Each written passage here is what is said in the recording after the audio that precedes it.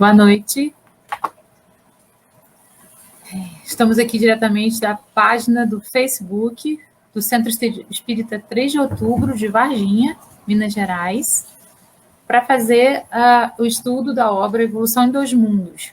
A gente está no capítulo 3 e hoje a gente vai, então, falar sobre evolução e corpo espiritual. Nossos encontros são todas as sextas-feiras, às 8 horas da noite, às 20 horas.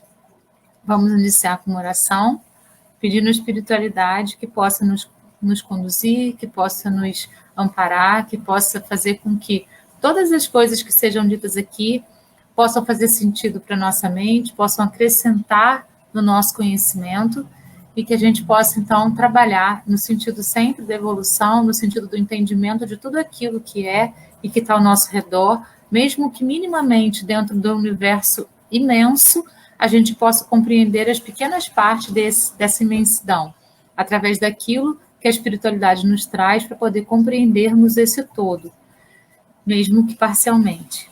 Assim é, que assim seja. Nós estamos estudando, então, o livro Evolução em Dois Mundos. Esse livro ele foi psicografado pelo Chico Xavier e pelo Valdo Vieira, e as mensagens foram enviadas pelo espírito André Luiz. Vamos iniciar, então, o capítulo 3 hoje, dessa obra, e nós vamos trabalhar também com algumas citações desses outros livros, A Caminho da Luz, enviado por Emmanuel, para o Chico Xavier, e as obras de Kardec, a Gênese, o Livro dos Espíritos e o Evangelho segundo o Espiritismo, que vão tratar do mesmo tema que o capítulo 3 de Evolução em Dois Mundos trata. Então, eu fiz aqui no início uma mescla entre essas obras todas. O André Luiz diz para a gente que, nos primórdios da vida, procurando fixar ideias seguras acerca do corpo espiritual, será preciso retomarmos, de algum modo, os primórdios da vida na Terra. Quanto mal cessavam as convulsões telúricas pelas quais os ministros angélicos da sabedoria divina, com a supervisão do Cristo de Deus, lançaram os fundamentos da vida do corpo ciclópico do planeta. A matéria elementar, de que o elétron é um dos corpúsculos base, na faixa de experiência evolutiva sob nossa análise, acumulada sobre si mesma, ao sopro criador da eterna inteligência. Dera nascimento à província terrestre, no estado solar a que pertencemos, cujos fenômenos de formação original não conseguimos por agora abordar em sua mais íntima estrutura.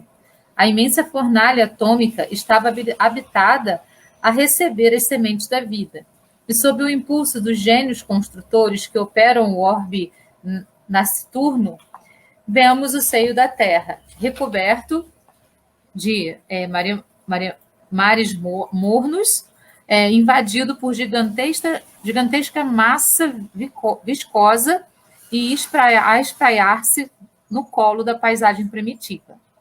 Dessa geleia cósmica, verte o princípio inteligente em suas primeiras manifestações, trabalhadas no transcurso de milênios pelos operários espirituais que lhes magnetizam os valores, permutando-os entre si sob a ação do calor interno e do frio exterior.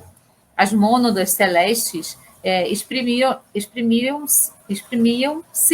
no mundo pela rede filamentosa do protoplasma de que se lhes deveria a exigência organizada no globo constituído. Séculos de atividades silenciosas perpassam sucessivos. Tudo isso que ele fala, então, é esse início, né? Esse início do processo da vida na Terra. Então, ele quer voltar a esse início, nesse primeiro momento em que a Terra teve os primeiros elementos que constituíram vida. E isso está em várias outras passagens de vários outros livros que eu trouxe aqui para a gente poder analisar. Então, ele fala lá, por exemplo, retrospecto do princípio da pluralidade dos mundos habitados da doutrina espírita. Credes em Deus, credes em mim. Há muitas moradas na casa do meu pai. Se assim não fosse, eu já vou-lo teria dito. Então, isso está lá numa passagem de Jó, né? e que Jesus falou isso para gente. Jesus falou que existem muitas moradas na casa do meu Pai. E uma dessas moradas é a terra. E essa terra que é o nosso objeto de estudo hoje. Na terra não está a humanidade toda, mas apenas fração da humanidade. Com efeito, a espécie humana abrange todos os seres dotados de razão que povoam os inúmeros orbes do universo. Então, ele diz que não existem seres humanos somente na Terra, existem também em outros planetas. No livro A Caminho da Luz, ele deixa bem claro que também na Terra existem seres de outros planetas que habitaram a Terra num primeiro momento. Aquele momento em que, por exemplo, os egípcios, os astecas, os maias, os hindus, né, apareceram na Terra trazendo uma grande evolução para o nosso planeta. E isso está lá no Evangelho segundo o Espiritismo, no capítulo 3, há muitas moradas na casa do meu Pai. A lei do progresso, o que ela diz para gente? Que o homem tem que progredir incessantemente, porque Deus assim o quer. Pensar que possa retrogradar a sua primitiva condição seria negar a lei do progresso. Então, ele está falando, não existe involução. Os seres, eles só evoluem. Eles vão evoluir ou estagnar, mas involução não existe. A gente nunca vai voltar de um patamar que a gente já alcançou para um patamar anterior a esse. Então, a gente progride, a gente não regride. A gente pode estagnar num determinado ponto, mas a gente nunca vai regredir. Segundo André Luiz, aí a gente viu isso no início dessa obra que a gente está estudando, quando a gente estudou o fluido cósmico universal. O fluido cósmico é o plasma divino, hausto, ou sopro do Criador, elemento primordial. Vibram e vivem constelações e sóis, mundos e seres como peixes no oceano, a partir desse elemento primordial que é o fluido cósmico universal. Ele é o princípio básico de tudo, ele é o que gera tudo no universo.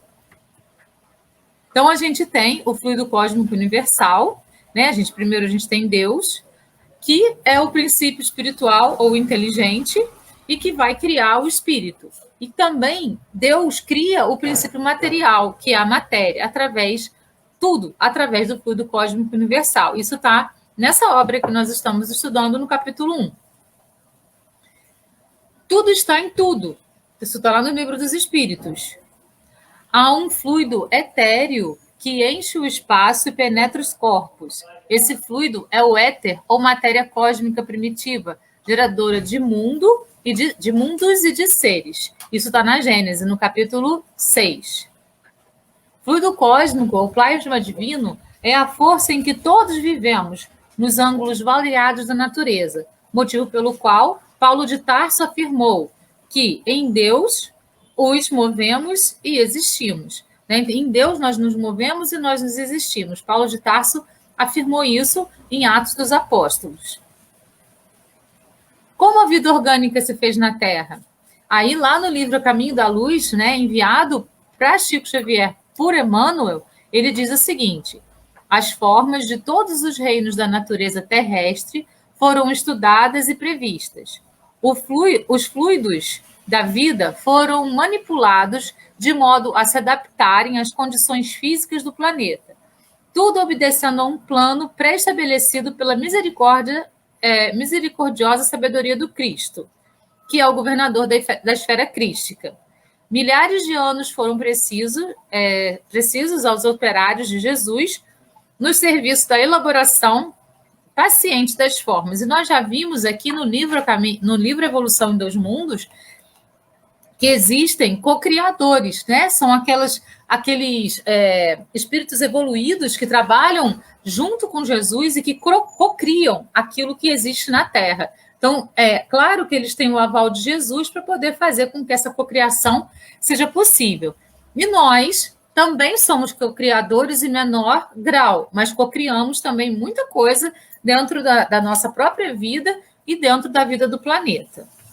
Então, esses operários de Jesus foram eles aqueles que foram fazendo os experimentos, né? É como se a Terra fosse um grande laboratório. E, aos pouquinhos, eles fazendo um experimento. Se deu certo, eles iam aperfeiçoando. O que não deu certo, eles foram extinguindo. E, assim, a Terra está sendo formada do jeito que ela é. Formação da Terra, lá em A Caminho da Luz também, a ciência do mundo não lhe viu as mãos augustas e sábias na intimidade das energias que vitalizam o organismo do globo. Substituíram-lhe a providência com a palavra, natureza. Mas o seu amor foi o verbo da criação por princípio. Então, tudo foi criado a partir de uma ciência, né, que é universal aí, que vem lá das esferas mais altas para poder fazer com que esse laboratório que é a Terra fosse se formando aos poucos e fosse se transformando naquilo que ele é hoje. Isso que a gente chama de natureza, e fala, natureza é sábia, é essa inteligência superior que vem criando tudo que é e que está permanecendo na Terra. Ainda em A Caminho da Luz, ele diz: as formas de todos os reinos da natureza terrestre foram estudadas e previstas. Os fluidos da vida foram manipulados de modo a se adaptarem às condições físicas do planeta, tudo obedecendo ao plano estabelecido pela misericordiosa sabedoria do Cristo. Então, nada que acontece na Terra foge aos olhos de Cristo, que é o governador da esfera crística, que é o governador da Terra. Tudo que ocorre, tudo que acontece, todas as transformações, ele está sabendo. Mas existem aqueles operários, aqueles seres evoluídos que contribuem nesse processo. Resumo da teoria da evolução, né? A gente sabe, dentro do Espiritismo, que nós fomos passando por vários reinos até chegar ao reino do homem. Então, a gente tem o reino dos seres orgânicos, que é o reino mineral, em que a gente tem a força da atração, a matéria inerte. O reino vegetal, a sensibilidade, a matéria inerte e vitalidade. Depois o reino animal, em que os instintos vão aparecer, e a vitalidade, a inteligência instintiva e individualidade. A partir do reino vegetal, a gente tem o reino dos seres orgânicos, né? E depois o reino nominal, em que predomina a razão. Inteligência ilimitada, livre-arbítrio, consciência do futuro, percepção das coisas extramateriais e conhecimento de Deus. Para nós, esse reino nominal é o mais evoluído dentro do plano em que nós estamos. Mas ele não é o mais evoluído dentro de toda a esfera em que nós estamos inseridos, certo? Então, esse é o que a gente considera o mais evoluído dentro daquilo que a gente conhece. Mas a gente sabe, enquanto espírita, que se há muitas moradas na casa do meu pai, assim como existem planetas inferiores à Terra, na questão da evolução, por exemplo, planetas primitivos, como a Terra já foi, né, com o Homem da Pedra, com aquela coisa toda, também existem planetas mais evoluídos. Então, existem aí seres em categorias de evolução mais ascendentes do que nós, homens aqui da Terra. E como o próprio André Luiz falou, existem seres humanos em outros planetas, assim como existe no nosso planeta outros seres de outros planetas que aqui estão habitados. Então, existe uma mistura de raças de vários planetas dentro de um mesmo planeta. Isso em A Caminho da Luz fica muito claro, né, quando Emmanuel diz que os capelinos foram exilados de Capela e vieram povoar a Terra, trazendo uma grande evolução para a Terra e aprendendo a valorizar a evolução que eles tinham no planeta deles, né? E daí muitos já voltaram para a Capela, outros continuam por aqui, e assim as coisas estão, as raças estão bem misturadinhas dentro dos planetas aí habitados. Voltando para o nosso livro, Evolução em Dois Mundos, o primeiro tópico, então, foi esse inicial aí, Primórdios da Vida. O segundo tópico que ele aborda nesse capítulo 3 é o nascimento do reino vegetal. Aí ele vai dizer que aparecem os vírus e com eles surge o campo primacial da existência, formado por nucleoproteínas e globuminas, oferecendo o clima adequado aos princípios inteligentes ou mônadas fundamentais, que se destacam na substância viva, por centros microscópicos de forma positiva, estimulando a vida cariocinética. Evidenciam-se desde então as bactérias rudimentares, cujas espécies se perderam nos alicerces profundos da evolução, lavrando os minerais na construção do solo, dividindo-se por raças e grupos numerosos, plasmando pela reprodução assexuada as células primevas que se responsabilizariam pelas eclosões do reino vegetal em seu início. Milênios e milênios chegam e passam. Então, ele está dizendo que dentro dessa perspectiva aí do nossa evolução, a primeira, depois do reino mineral, a gente tem lá o nascimento do reino vegetal. E vão surgir, então, os vírus, vão surgir as pequenas partículas, e isso vai dando, essas mônadas, né, fundamentais, vão dando possibilidade da criação desse reino vegetal como um todo, que vai se multiplicando e vai se tornando diverso, e vai se tornando importante na diversidade para que vidas diferentes da vegetal pudessem também acontecer na Terra. Então, no primeiro momento, tudo foi o que a gente chama de natureza, né? A natureza foi trabalhando toda essa movimentação vegetal para que tudo pudesse estar perfeito para que novas formas de vida surgissem no planeta, certo? O que a gente chama de natureza são esses seres aí, trabalhadores do Cristo, que vêm sempre elaborando cada vez mais todas as perspectivas terrenas, desde o mineral até o hominal. Aí depois, o próximo tópico é a formação das algas. Isso foi muito importante para a sustentação do nosso planeta, né? Porque grande parte do nosso planeta, a maior parte do nosso planeta é formada por água, né? E as algas estão lá como um recurso importante de vida para que a vida na própria água pudesse acontecer. Então, sustentando pelos recursos de vida que na bactéria e na célula se constituem do líquido tropoplasmático, o princípio inteligente nutre-se agora da clorofila, que revela um átomo de magnésio em cada molécula, precedendo a constituição do sangue, de que se alimentará o reino animal. Percebem que a formação da Terra, todo o processo de formação foi pensado para que a evolução fosse possível, para que a criação de vidas diferentes fosse possível. Tudo foi num processo, num crescente, para que tudo que hoje a gente tem e que a gente conhece enquanto algo normal, né, pudesse ser realmente normalizado e normatizado, certo? Então, é um processo. As inteligências, né, que o Cristo colocou atuando na Terra, os arquitetos, engenheiros, escultores e pintores que o Cristo enviou para a Terra, arquitetaram tudo isso de modo a fazer com que fosse possível um outro tipo de vida um pouco mais evoluída e um pouco mais evoluída, mas que partiram dessas vidas menos evoluídas, né? Que foi o vegetal, que fica lá paradinho, que ainda não tem racionalidade, só tem sensibilidade, né? Se a gente ferir um vegetal, ele pode morrer, ele pode perder aquele senso de vida. Então, ele tem sensibilidade, mas ele ainda não tem nada de inteligência. Já é um ser orgânico.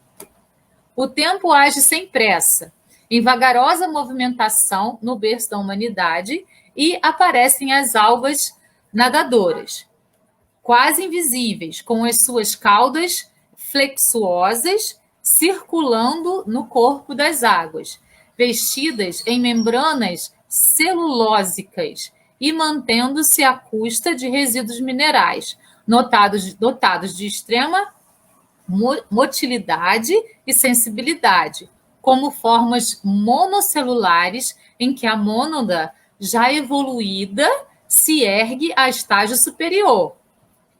Então, as próprias algas, elas têm a sua própria evolução para que possa, então, ser possível a formação de novas maneiras de vida. É um processo, né? A gente, no mundo de hoje, a gente é muito apressado, a gente vive numa ansiedade sem fim, com pressa que as coisas aconteçam, e a gente percebe com o estudo dessa obra que a natureza não tem pressa, que os arquitetos não têm pressa, que as coisas vão acontecendo no processo, e que esse processo ele não pode ser pulado, né? A gente não pode acelerar esse processo.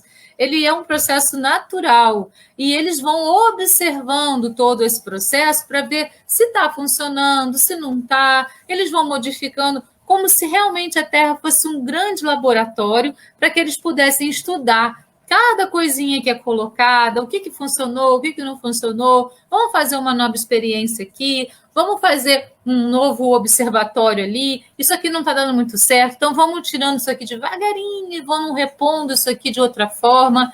É dessa maneira que a evolução vai acontecendo na Terra, né? E nós não percebemos isso, porque isso vai acontecendo de uma forma lenta, né? Os pesquisadores da Terra, eles têm um pouco mais de noção de tudo isso, mas nós ainda estamos muito longe de acompanhar essas evoluções que são muito, muito, muito lentas, muito dentro de um processo que é universal e não somente terráqueo, né? Então, respeitando o tempo da Terra, respeitando as progressões da Terra, as coisas vão acontecendo e as evoluções também vão acontecendo. Por isso que se fala, né, existe aquele ditado que nenhuma folha cai da árvore sem a permissão de Deus. É justamente por isso, porque existem, a serviço do Cristo, vários trabalhadores que estão atentos a todos os movimentos que ocorrem na Terra. E quando o homem faz alguma coisa que não é bacana, esses trabalhadores estão atentos em informar isso para poder ver o que eles podem fazer para poder fazer com que aquele estrago que o homem fez possa ser revertido. Muitas vezes aquele estrago é aproveitado para uma evolução, né, maior, para uma extinção de uma espécie que não estava funcionando muito bem.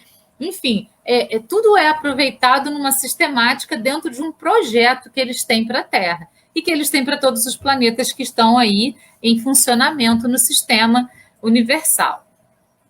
Todavia, as algas são plantas ainda e que até hoje persistem na Terra como filtros de evolução primária dos princípios inteligentes em constante expansão das plantas superevoluídas nos domínios da sensação e do instinto embrionário, guardando o magnésio da clorofila como atestado da espécie.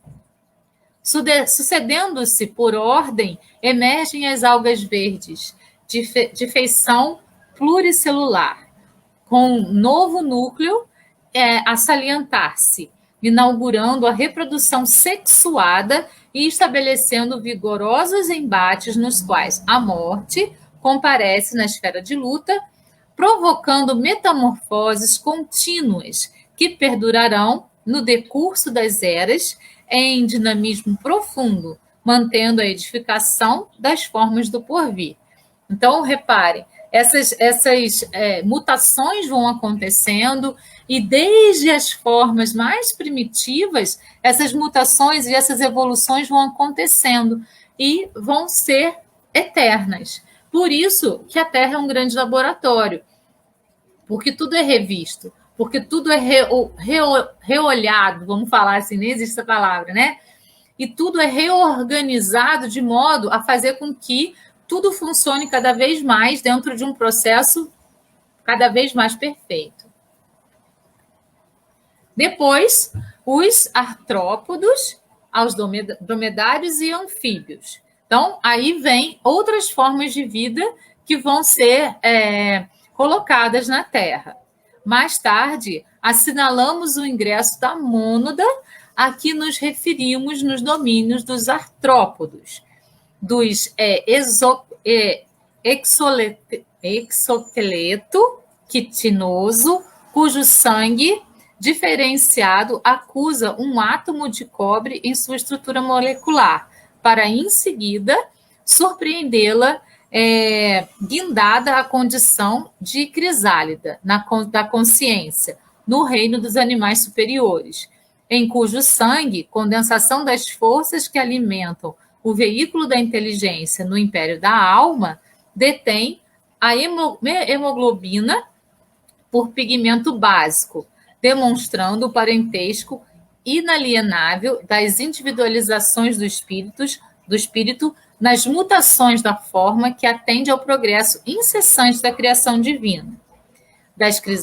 cristalizações atômicas e dos minerais, dos vírus e do protoplasma, das bactérias e das amebas, das algas e dos vegetais do período pré-câmbrico aos fetos e às licopodiáceas, aos trilobites e cistídeos, aos cefalópodes, forminíferos e radiolários dos terrenos silurianos. O princípio espiritual atingiu escorpiários e selentictracos na era paleozoica, esboçando a estrutura esquelética. Então, os insetos, né, aqueles insetos, aquilo que a gente chama de inseto, mas que muitas vezes tem outras estruturas, né, escorpiões, aranhas, esses bichinhos mais rudimentarezinhos, eles já têm vida constituída e já conseguem se locomover dentro do planeta. Então, são as primeiras manifestações de vida mais independente, né, do que aquelas constituídas até então, porque os vegetais eles ficavam fixos num lugar. As algas estavam dentro da água, apesar de elas, às vezes, com a evolução, poderem se movimentar e terem até o movimento sexuado, a gente percebe que elas ainda são mais primitivas. Os insetos, então, eles já são uma evolução, além dos insetos, os aracnídeos, né, as formas escorpianas, enfim, tudo isso, esses seres mais ínfimos, eles são as primeiras formas de vida que a Terra vai acolher. Avançando pelos equinórdemos e crustáceos, entre os quais ensaiou durante milênios o sistema vascular e o sistema nervoso. Caminhou na direção dos ganoides e teleósteos, arquegossauros e labirintodontes, para culminar nos grandes lacertinos e nas aves estranhas, descendentes dos pterossáurios no Jurássico Superior, chegando à época supracretácea para entrar na classe dos primeiros mamíferos, procedentes dos répteis pteromorfos. Então, toda essa evolução vai começando a acontecer. Reparem que nos pequenos insetos, nos crustáceos, nos aracnídeos, nos escorpianos, já estava sendo testado toda essa questão sanguínea, toda essa questão de movimento, tudo isso estava sendo testado neles, segundo André Luiz nesse livro aqui. Gente, a gente está totalmente dentro da obra de André Luiz aqui, né, visitando o Evolução em Dois Mundos, certo? Eu não estou saindo aqui de nada. Exatamente as palavras que ele está usando, eu estou colocando aqui, para a gente poder compreender essa evolução. Então, tudo foi arquitetado de modo a ir compreendendo como que cada coisa iria funcionar dentro de cada serzinho, para que fosse, então, arquitetado um ser ainda mais complexo, né, num segundo momento. E assim foi, até chegar nos mamíferos. Porque a complexidade do corpo e das coisas que deviam acontecer dentro do corpo, do fluxo sanguíneo, do sistema nervoso, foi aumentando gradativamente conforme a espécie foi sendo mais aprimorada, certo? Viajando sempre, adquire entre os dromedários e anfitérios os rudimentos das reações psicológicas superiores, incorporando as conquistas do instinto e da inteligência. Então, aos pouquinhos, cada coisinha foi sendo colocada e a evolução dessas espécies foi sendo alcançada, passo a passo, até chegar ao hominal, onde a gente está. Mas a gente ainda está lá nos dromedários e nos anfíbios. Então, vocês vão percebendo que desde o vegetal, tudo foi sendo construído gradativamente, tudo foi sendo pesquisado como um grande laboratório, foi sendo estudado para que fosse tendo uma evolução e seres mais complexos fossem sendo criados a partir daqueles bem primitivinhos. E vão sendo criados, vai colocando mais complexidade no corpo, mais um pouco de sistema vascular, de sistema nervoso, e até chegar àqueles seres que tinham reações psicológicas, que eram os dromedários. Faixas inaugurais da razão é o próximo tópico do nosso livro. Estagiando, essas palavrinhas são bem complexas de serem lidas, né? Eu, às vezes, vou ficar tropeçando em todas elas. Estagiando nos marsupias e cretáceos do Eoceno Médio, nos rinoceropídicos, cervíticos, antilopídeos, equídeos, canídeos, proboscídeos e antrodóides inferiores do Mioceno e exteriorizando-se nos mamíferos mais nobres do Piloceno, incorpora aquisições de importância entre os magetérios e mamutes, precursores da fauna atual da Terra, e alcançando os Pithecanthropídeos da era quaternária, que antecederam as embrionárias civilizações paleolíticas, a mônada vertida do plano espiritual sobre o plano físico, atravessou os mais rudes crivos da adaptação e seleção, assimilando os valores múltiplos da organização. Assimilando os valores múltiplos da organização, da reprodução, da memória, do instinto, da sensibilidade, da percepção e da preservação própria, penetrando assim pelas vias da inteligência mais completa e laboriosamente adquirida nas faixas inaugurais da razão. Percebem? Então, a partir do momento que eles conseguem trabalhar num plano em que o animal, né, ele é um mamífero, ele já trabalha dentro dos instintos, ele já tem uma memória, ele já consegue se reproduzir, então ele vai ter que conversar, conversar não no sentido da palavra, né, mas conversar no sentido de se relacionar com um outro animal para poder chegar na reprodução, em que ele tem sensibilidade, percepção, ele já está um ser bem mais evoluído do que aquele anterior. Então, é essa evolução que o André Luiz está querendo mostrar para a gente. Né? Quando a gente fala assim, nós viemos do mineral, passamos ao vegetal, depois ao animal, para chegar ao hominal. É essa prospecção que o André Luiz está querendo mostrar para a gente, que, na verdade, existe um plano de evolução que foi trabalhado vagarosamente dentro da esfera terrestre, para que a Terra se tornasse o que ela é hoje, né? Então, ele está mostrando assim, é um planeta que é um laboratório, para que essa matéria da Terra fosse trabalhada até chegar ao que a gente tem hoje. E é óbvio que esse estudo ainda não parou, né? Que eles ainda estão estudando nessa perspectiva de melhoramento, de aprimoramento de tudo que de tudo que existe, de tudo que está na Terra. Lembrando que tudo acontece com a aprovação do Cristo e que existem aí trabalhadores do Cristo arquitetando tudo que ocorre na Terra, estudando minuciosamente tudo que é e que está sendo e que está acontecendo na Terra. Aí a gente vem para o último tópico, que é evolução no tempo.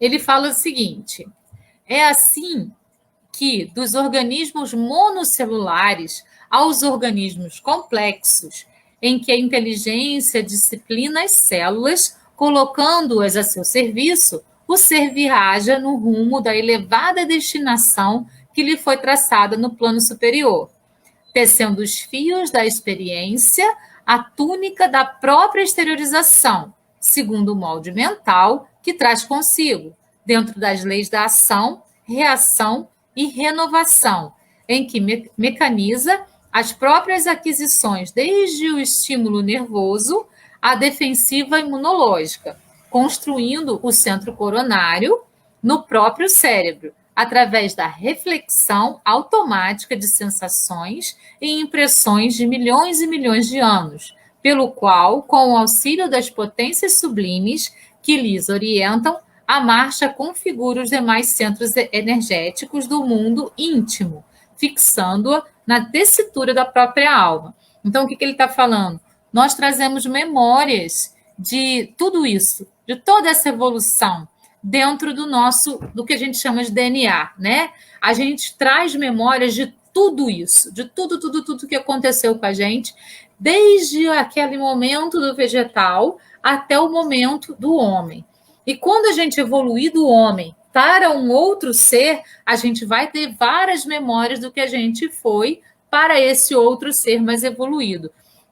Então, está tudo registrado no nosso corpo mental, né? Conforme a divisão dos corpos de André Luiz, está tudo registrado lá. A gente tem o registro de todas essas eras, de todos esses tempos, no nosso campo mental, certo? E por isso, muitas vezes, a gente atua no mundo ainda com reações advindas da época em que nós éramos instintos, que nós éramos animais, né? Porque nós trazemos as memórias de tudo isso, inclusive as memórias de sobrevivência, de ataque, né, de defesa, e que a gente vai acumulando aí na trajetória da nossa existência eterna.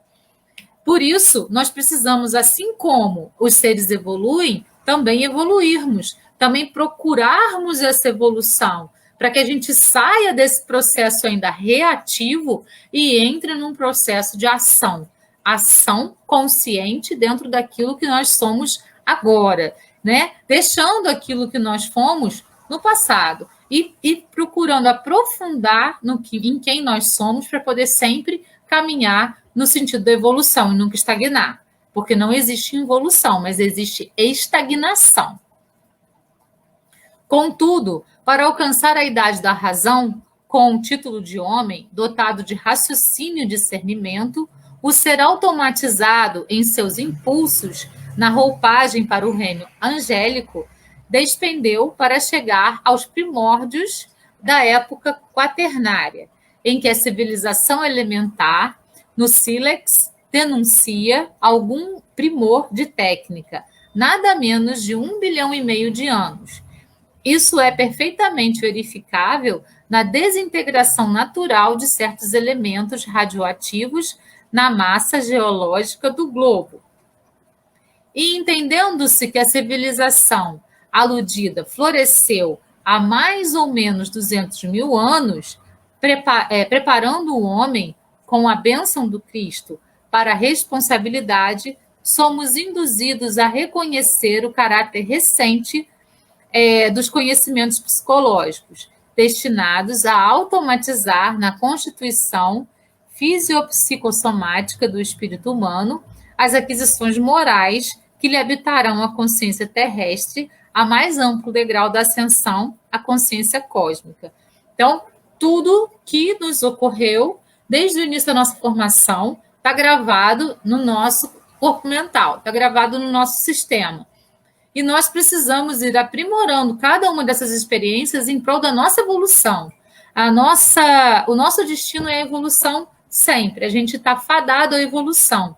Então, a gente pode aproveitar de tudo isso e, ao invés de se vitimizar, se martirizar, aproveitar para poder evoluir, para poder conquistar cada vez mais essa esfera superior aí, que é a inteligência. Trabalhando nesse campo da inteligência, para ir aprimorando cada vez mais no campo evolutivo. Então, esse foi o capítulo 3 de Evolução em Dois Mundos. Na semana que vem, a gente parte para o capítulo 4, que vai falar de automatismo e corpo espiritual. Então, a gente vai dar continuidade, né, a esse pensamento, seguindo aquilo que André Luiz trouxe para a gente como conhecimento importante para a nossa vivência. Eu espero que eu tenha levado um pouquinho mais aí, né, de conhecimento. Seria interessante todos que estão acompanhando o estudo terem o livro Evolução em Dois Mundos, para poder reler, aí para poder assistir de novo, né? Vai ficar salva aí a nossa fala, e também daqui a pouco eu vou colocar no YouTube do Centro, para que vocês pudessem, então, entender, compreender, porque é um livro bem complexo, né? Ele vai falando de coisas bem anteriores, bem primitivas, aquilo que a gente estudou na escola lá no início da biologia, e vai trazendo à nossa memória tudo isso novamente, mas explicando tudo à luz do Espiritismo, mostrando como tudo aconteceu dentro dessa perspectiva da evolução do ser enquanto ser inteligente, né? Então, pessoal, gratidão a todos aqueles do Centro 3 de Outubro que estão aí nos seguindo, que estão aí acompanhando o estudo da obra, aqueles que são de outros centros, aqueles que são espíritas, não espíritas, simpatizantes, as pessoas que estão acompanhando aqui junto comigo nesse momento, às 8h40, aquelas pessoas que ainda vão ver depois do vídeo ficar gravado. Todos vocês, gratidão pela companhia, aos encarnados e desencarnados também que estão acompanhando aí esse momento. Gratidão a todos, namastê, até semana que vem, sexta-feira, às 8 horas, aqui na página do Facebook do Centro Espírita 3 de Outubro. Beijo no coração de todos. Até lá.